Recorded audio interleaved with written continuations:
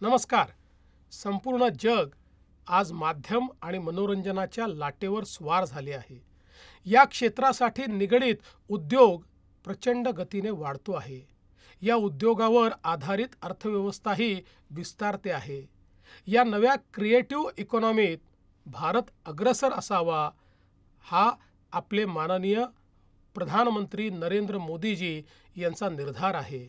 त्यांच्या पुढाकारातूनच मुंबईमध्ये वेव्ज अर्थात world audio visual and entertainment summit या जागतिक परिषदेचे आयोजन करण्यात आले आहे.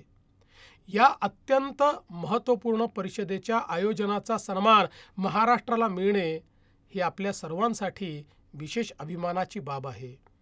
महाराष्ट्र सृजनशील आहे, कला सांस्कृतिकदृष्ट्या वैभवशाली आहे.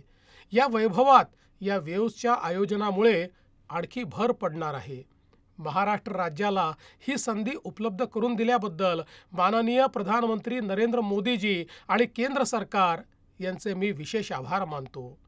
या परिषदेत जगभरातील 100हून अधिक देशांचे 5000 प्रतिनिधी सहभागी होणार आहेत. या निमित्ताने देशातील सृजनशीलता जागतिक अर्थव्यवस्थेशी जोडली जाणार आहे. माननीय पंतप्रधान मोदीजी यांच्या द्रष्ट्या धोरणांमुळे भारत महासत्ता होण्याकडे वाटचाल करतो आहे. OTT, ॲनिमेशन, गेमिंग, VFX, संगीत आणि डिजिटल मीडिया या क्षेत्रात भारताने मोठी मजल मारली आहे. या क्षेत्रात रोजगार निर्मितीची प्रचंड क्षमता आहे. देशातील युवक या नव्या व्यवस्थेचे लाभार्थी असतील, पण त्यांच्याकडे या क्षेत्राचे जागतिक नेतृत्व यावे ही महत्त्वाकांक्षा घेऊन आम्ही पुढाकार घेतो आहे.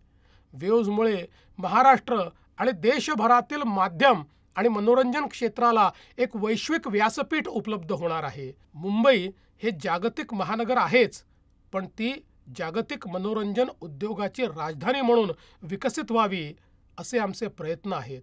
म्हणूनच मुंबईत 1 मे ते 4 मे या कालावधीत होणाऱ्या world audio visual and entertainment समिटसाठी जगभरातून आणि देशभरातून येणाऱ्या प्रतिनिधींचे मी महाराष्ट्रातील तमाम नागरिकांच्या वतीने स्वागत करतो.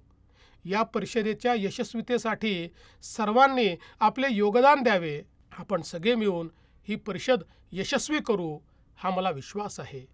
जय हिंद, जय महाराष्ट्र.